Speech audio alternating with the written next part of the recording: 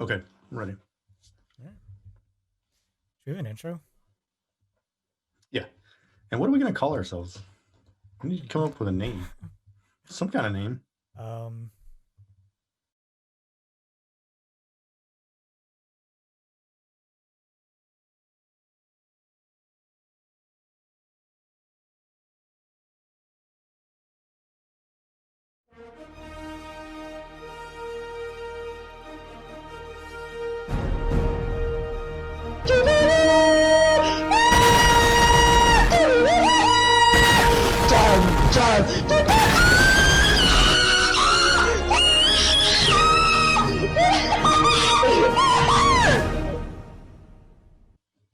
but we don't have to do it right now. We'll just say like welcome. We're just, yeah.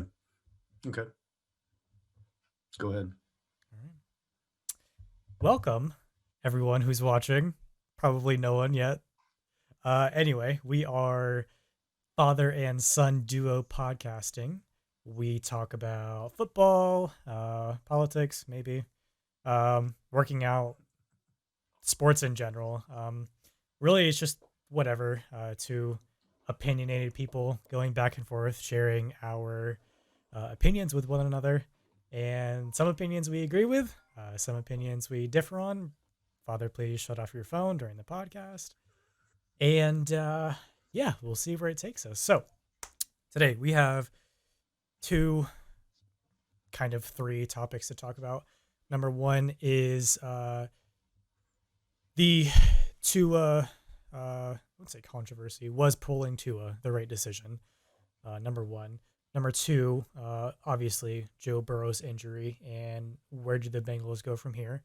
And number three, we picked a game we decided to talk about, which was the Indianapolis Colts and the Green Bay Packers, and just kind of talk about the game and the future implications with it. So, Father, it's all yours. All right, so we'll get started with did you want to go in that order? Miami first? Yeah. So we'll talk about, yeah, we'll Well, talk about Miami first. okay, that's fine. Yeah, we'll talk about Miami first. So, all right, so Miami, 6-6 and going into yesterday's game, 6-3 team, and Miami, has proven that they got a pretty good defense and a decent offense. Obviously winning 6 games, 3 losses. They're still in the playoff hunt in the AFC. And so, what I would say from the standpoint of actually pulling him, I don't think it was the right decision to pull to at that time. If you're looking at a game where the game is a blowout, then maybe you pull him. Maybe he. Maybe you get him over to the side and you try to use that as a coaching moment, a teaching moment, and kind of help him get through that. But you're talking about a 7 point game. At halftime, it was 13-10 at halftime.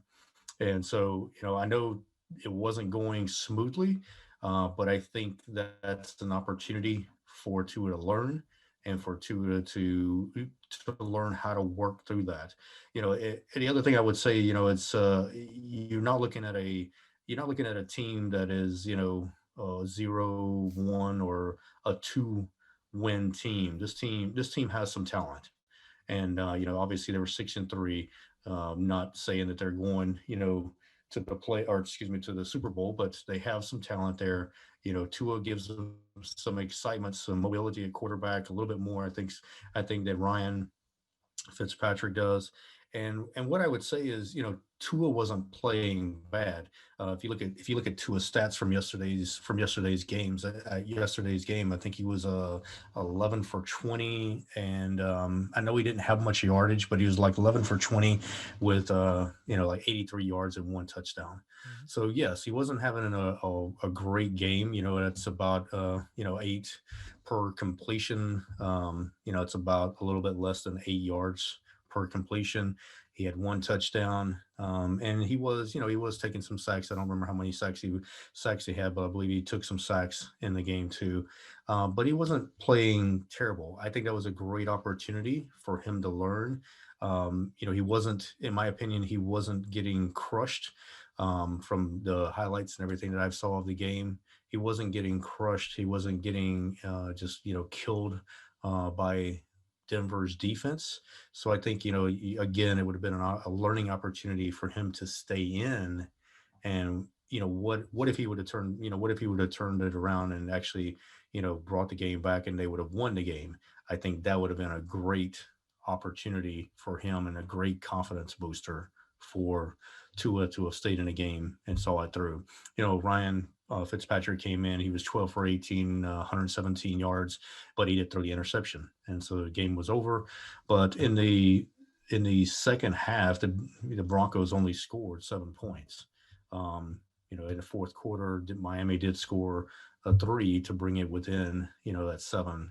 So I just thought it was a good opportunity for him to stay in there, teach him, as he's going. I don't think he was in danger of, just getting crushed, every time he dropped back for a pass. And so that's my opinion on it. What's yours? It's kind of ironic now that I think about it. Tua was pulled because they felt like he was playing like crap. How Hmm. did Tua get a start at Alabama? Jalen Hurts was playing like crap. Saban benched him at halftime, and Tua came in and won the game for them. So I just Yep. find it kind of ironic. But I see where you're coming from. I disagree. Um, so I have some stats over here. Ryan Fitz Magic had a 76.3 QBR, which was the seventh highest in the NFL. So I think everyone can agree Ryan Fitzpatrick, when he's hot, he is insanely good. Like, I'd say top five quarterback. But that's when he's doing very, very good. Whenever he's not doing good, he's throwing interceptions. He's making really bad decisions. And he's very, very inconsistent, which is really unfortunate because he's such a smart guy. I was watching a YouTube video like last week, and apparently there's like some tests quarterbacks take whenever they go into the NFL, and I think the average score was like a 92 or something like that, and Ryan Fitzpatrick got like 100 on it, and he's the only quarterback to ever get that high, and he went to Harvard, so he's obviously a incredibly smart guy. I think he's just incredibly inconsistent, and yes, Let me jump in. So one of the things I would say there is, if you look at Tua's completion percentage, he's over 50%. Not great, obviously. He's again 11. He's 11 for 20, 83 yards. So he doesn't have a great completion percentage. And you're right. When Fitzmagic comes in and he's on, he is magical and he does, light it up. Um, I'd like to take it one step further with that too, in the fact that, again, if we go back to halftime, it's 13-10. It's a close game. One of the things that I would point out is, w- take a step back and, you bench Tua, that makes national news. Every football fan knows about it, whether you like the Dolphins or not. Every football fan paid attention to this and said, "Wow, here's a guy who's went out, started 2 or 3 games, and now, boom, he's been put on the bench." Not because he's hurt, but because supposedly he's not playing very well. Now, looking at their rushing, how can you help out a quarterback? Well, looking at their rushing, they had 12 rushes, essentially for 43 yards by a running back, maybe two more by Matt Breida. So you're looking at about 14 rushes. And yeah, it wasn't a great average. You have about, average those together is probably like a 3.3, 3.4 average. So I go back to a couple of things. You got a very young quarterback, rookie quarterback. He's learning. He didn't start the beginning of the year, so he doesn't have 10 games, in his experience already, and he's only had a couple of games. So how can you, as the coaching staff, help him out? Obviously they were not running enough. 14 runs for an entire game is not enough. Take some pressure off of him and get the running game going. If the running game, I did, again, I don't know every play that they ran here. Maybe mix it up a little bit. Give the opportunity of the running backs to take some of that load off of to maybe do some play action, more play action with the run, and try to help take some of the pressure off of him. You know, throw it deep, throw it deep to get some pressure off him. Have that defense, have that Denver defense back up and play, a little more conservative than all up on the line. So I think that's another important part of this equation too. Yeah. So back to what I was saying, I think it was the right decision to bench Tua. Um, like you said, not necessarily because he was having a bad game, but nothing was working. The completions they were getting were minimal at best. I think you said he had 83 yards. Um, so again, not a bad game, but again, not a good enough game to win. So I think the coach decided that they're better off with Ryan Fitzpatrick and going in the direction they were going.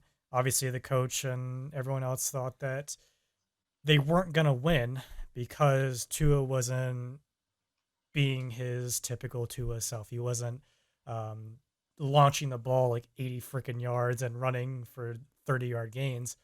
I think that they saw Ryan Fitzpatrick and they're like, we need to change quickly. And he was it. Ultimately, it backfired. But I think it was the right decision. I think Tua is still learning. And Ryan Fitzpatrick said after the game that this is Tua's team. I do whatever the coaches need me to do, which I think is a really, really class act from him to essentially be told like, yeah, like yeah, this is not your team anymore. You're just kind of the filler when we need you. So overall, I feel like the right decision didn't pay off, unfortunately. I like Ryan Fitzpatrick and Tua. I really wish them both the best, and I really wish they both succeed. There's just a set of unfortunate circumstances. All right, we're back. I had to put my knees to bed. Anyway, so are we good with Tua and the Dolphins? Only thing I was going to add in there is now I think I think for the long term growth of Tua, obviously we'll have to see how this works out. Maybe it turns out to be the great thing. Maybe you and I don't know his personality as well as the coaching staff does there for Miami, and that's obviously a possibility. And so maybe they know his personality. Maybe they know that this doesn't bother him whatsoever. Maybe they were able to take this and make it into a great teaching opportunity. The one thing I would say there is it does, you you bring you don't let him fight through it, and you say you brought in Fitzpatrick to give the team a boost to see if he could win the game. Well, they didn't win the game. So if this comes around again, do you do the same thing again as a coaching staff? I would say in my opinion, he wouldn't do that. You kind of let him fight through, especially since it's a close game. But you got good points also that he may, this may be a great learning for him. Pull him over to the side. He teach him as he's what he's doing that he can do to improve. And hey, by the end of the year, you may see major improvement. So I think it's just one of those deals that time will tell. Everybody's going to have their opinion on this. I know this was blowing up, all over Twitter and ESPN and everywhere else. That wasn't the right decision. People loved it, people hated it. Very polarized. So I think time will tell, and we'll see. Again, yeah, I agree.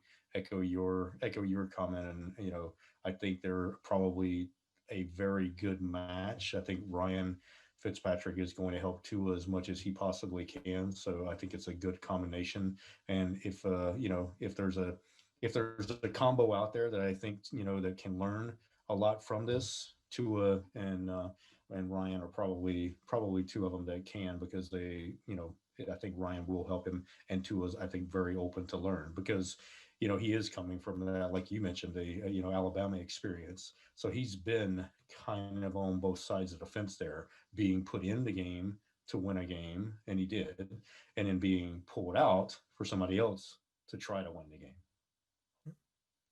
Good points. So now we will mosey on over to Joe Burrow, the topic on everyone's mind. I'll start if you don't mind.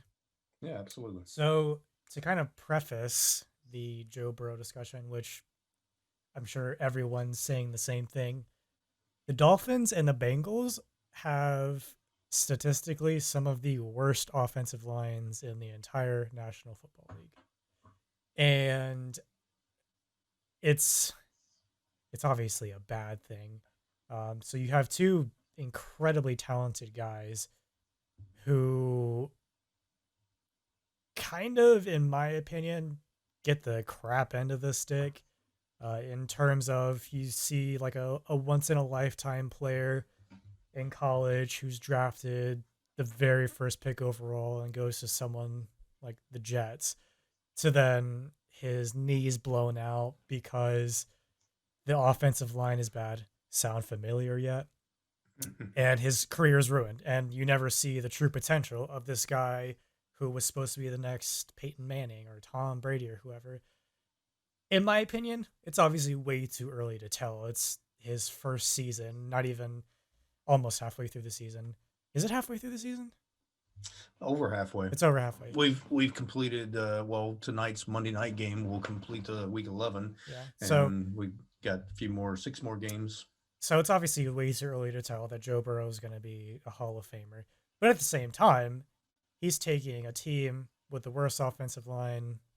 I wouldn't say the worst offensive line in the NFL, but one of the worst. And he's making stuff happen. Granted, yes, they have an abysmal record, but you got to weigh the pros and cons. I mean, Joe Burrow is not doing bad. Um, and I think for being a rookie thrown right in, I think he's holding his own personally. And now that you have a potential guy who would make it to the Hall of Fame one day, based off of what we've seen so far in his college career, uh, it's hard. I mean, you tore your ACL. He tore his ACL and MCL. So for those of you who don't know what that is, your ACL is your anterior cruciate ligament. Your MCL is the medial collateral ligament. So basically, so your knee bends, so your ACL makes sure that your knee doesn't bend the other way, and your MCL makes sure your knee doesn't bend inwards. So his knee bent the opposite directions that it was supposed to go and tore two ligaments. And I wouldn't say his career is over, but I would be surprised if we see Joe Burrow in any regards of the same Joe Burrow that he has been for the start of the season and college career. Um, I mean, I have So my I'll hopes jump. up. Go ahead. Go ahead. So I'll jump in there. So you know, you're right. He was tearing it up in his first uh 11 games, 10 games completed in one game, 11th game he was in. He was ninth in passing yards for a full time, full quarterback, full starting quarterback. He's first in attempts. I think this is a very key point. So I want to come back to that. He's first in attempts and first in completion. His completion percentage was 65.3%. Not bad. It's pretty good. And for a rookie quarterback adjusting to the NFL, and he's got a couple of good players around him. Nothing great right now. So I do see that completion percentage is really good. If he somehow miraculously got to a team that had all the pieces, and if he was Taysom Hill stepping into the Saints, if somehow they would have drafted him, he'd have fell to the Saints, and the Saints would have got him, and he was their backup quarterback. I think you would have seen him light it up when he got in. Look at his TD to interception ratio. He's thrown 13 TDs, 5 interceptions. Again, not a bad ratio for a rookie quarterback. One of the things I would say, he was third, I believe, in the NFL again for full time starting quarterbacks with 32 sacks. Um, maybe not horrific. What does that put him on pace for? Probably put him on pace for about 45, I would say. Let's see, about 6, 8, close to 50, probably. Somewhere between 45 and 50. So here's where I go back. We were talking about this a minute ago with the Miami Dolphins. You've got a quarterback, rookie, learning. Um, I, as a coach, would not feel the greatest. You're not making the playoffs if you're the Cincinnati Bengals with Joe Burrow. You're still not making the playoffs. Why are you exposing him so much to dropping back? And every team is going to look at these stats. He's first in attempts, so that means he's dropped back. He's dropped back and passed the ball 404 times. That's a lot of dropbacks. And so he's first in attempts, first in completion. We take the completion kind of out of it right now. When I say completion, I mean the number of completed passes he's made. But that's 404 times he's attempted a pass in this year in 10 and a half games, let's say. I think he was taken out in the third quarter. So you're exposing him a lot. Again, I go back to you're not making the playoffs. You've got the future of the franchise in your under your wings for as a manager, as a coach. Um, I think you should have been leaning on the run a lot more and bringing this guy along. Is it really helping him out tremendously right now to be number one in pass attempts when the Cincinnati Bengals, like we said, are not making the playoffs? They just do not have enough firepower to actually make the playoffs. So going all out like that with this guy, I think exposed him, and I think therefore he winds up getting hurt because he's exposed too much. Again, how many games does a college quarterback play in a season? Depends on where they're playing. 10, 12 games.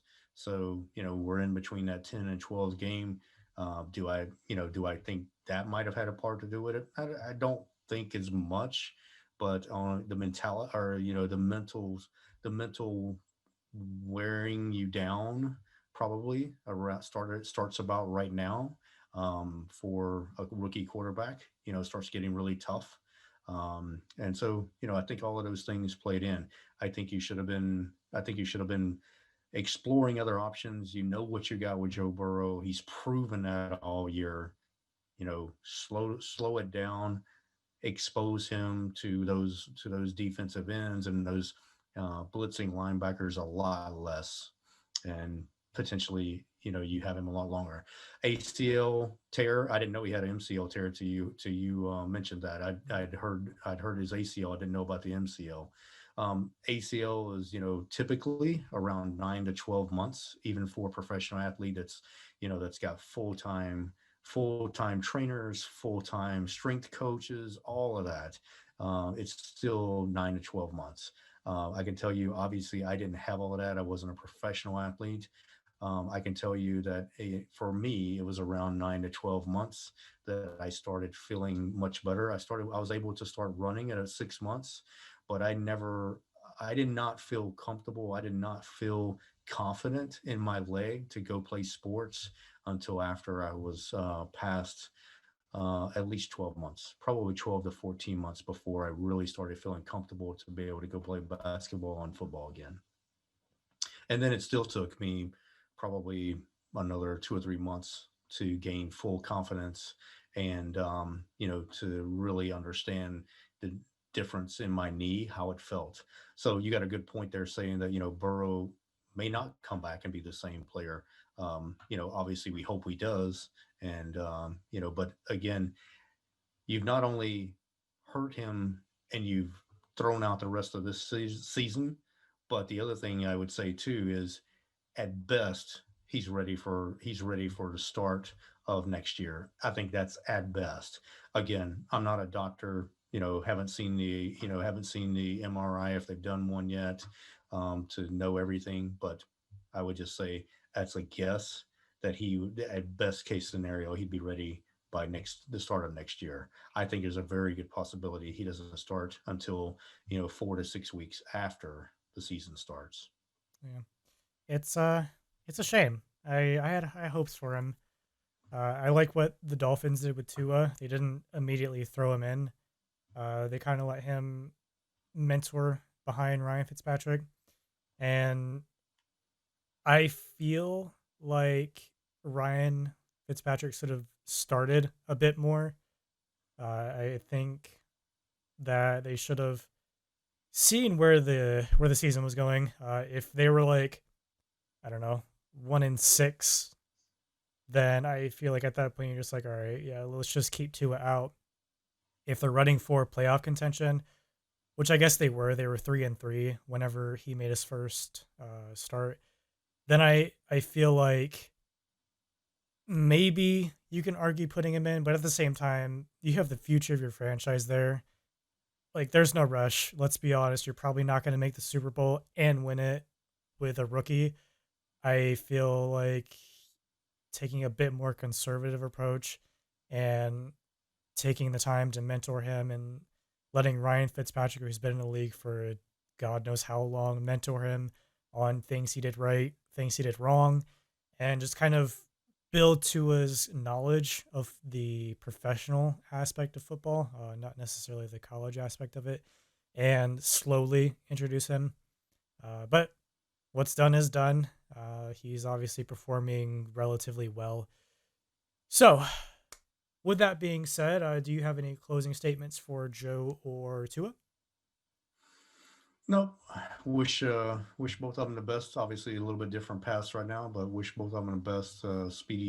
Speedy recovery for Joe Burrow. I think I believe had he been able to finish the season, if not if he didn't win Offensive Rookie of the Year, he certainly would have been in the conversation.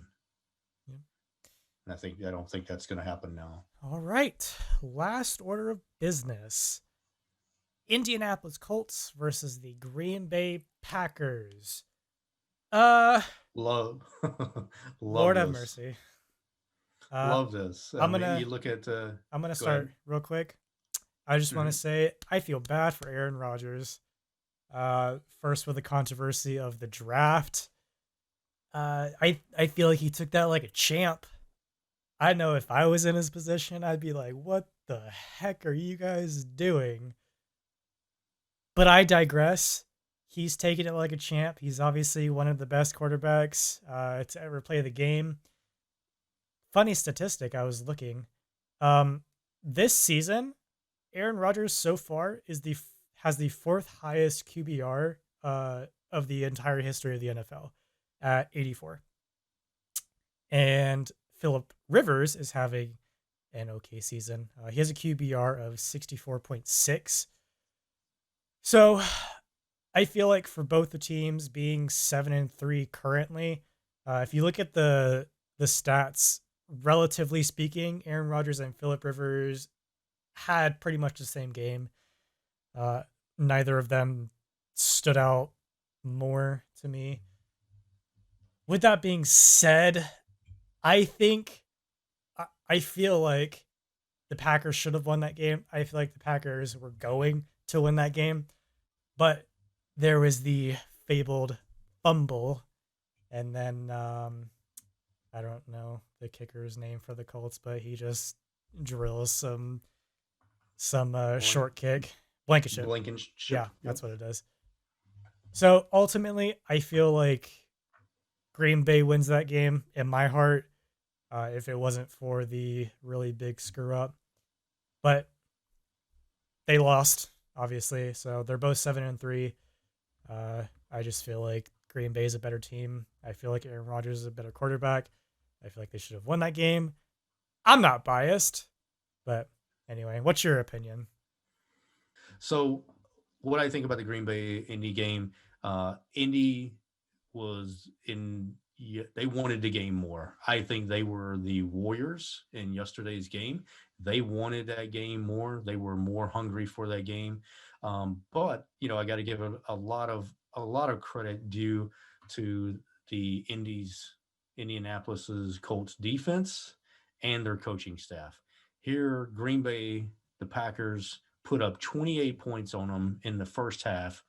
Turn around, the Colts essentially shut them out almost in the second half overtime. They only scored 3 points.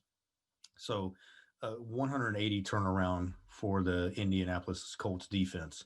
So the Colts come out, they play great defense. They give the offense opportunity to get back in the game, not only to get back in the game, but to actually go ahead in the game before the game was over. They went ahead, took the lead. Green Bay comes back down. They make the field goal when they miss the opportunity for a touchdown. One of the things I noticed that I was a little bit different than Green Bay's Aaron Rodgers in the past. I thought Aaron Rodgers, maybe he's getting a little older, maybe he didn't want to take the hits, maybe he felt like he was running out of time because it was towards the end of the game. I don't remember how much time was left in the game, but he throws that pass towards the corner of the end zone, and essentially I think he knew that when he threw that pass, there's him just throwing it away, and there's no hope here for a touchdown. That I would say, watching the game last night with Kansas City, that's the difference right now in Patrick Mahomes and a maybe older, more mature Aaron Rodgers. Patrick Mahomes kept a lot of plays going last night by not necessarily scrambling, but just kind of getting out of the pocket, rolling out to the right, to the left, buying time for his wide receivers. I didn't see that last night in a lot of plays that I thought Aaron Rodgers could have took advantage of India's defense, putting that pressure on, and I didn't see a lot of movement out of him. So I really feel that Indianapolis um, was 100% the better team yesterday. Now, would they do that every single game? I don't know, but I don't think they're getting enough credit. And I see your face you're making, so so I don't think they're getting enough credit. I think they're a much better team than they are. Not always does the best quarterback in the league win the Super Bowl. Not Yeah. always. So go back. There's many years where the quarterback's play was just average, and great defenses allowed a team to win a Super Bowl. Many times that's happened.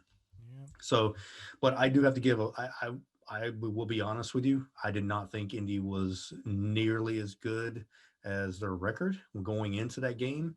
Halftime, like I said, I believe it was 28-14, and I said, "Yep, look, I'm right. They're not that good of a team." And then the next thing you know, they claw their way back in it and ultimately win the game. So maybe they are better than what we're giving them credit for. We'll see when the playoff starts. It's an AFC team, NFC team, being Green Bay, so they won't play each other obviously again unless it's in the Super Bowl.